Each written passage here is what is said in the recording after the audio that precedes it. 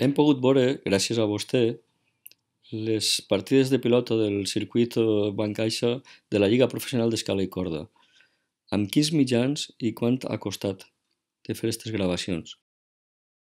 Jo crec que és fonamental que nosaltres difundim i el que són les nostres senyes d'identitat, i en aquest cas el nostre deport autòcton, i per tant el que ha fet la Generalitat és garantir que el que són les finals, en aquest cas de la Lliga Bancaixa, al igual que tenim totes les últimes edicions, les tenim per a que queden en l'arxiu i per a que puguen les distintes televisions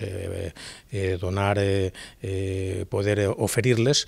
El que han fet és això. Per tant, en aquest sentit, el que s'ha fet és demanar pressupostos a el que són productores i fer la producció de la partida, i després qualsevol tipus de televisió pot reproduir-la sense ningú cost algun, perquè l'oferís el que és la partida, se l'oferís la conselleria.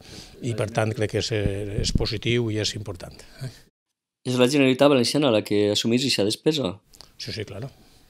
I justament mentre s'estan negociant l'ero d'extinció de Radio Televisió Valenciana, una feina que feien els equips de Canal 9, les unitats mòbils parades i els treballadors en sa casa cobrant.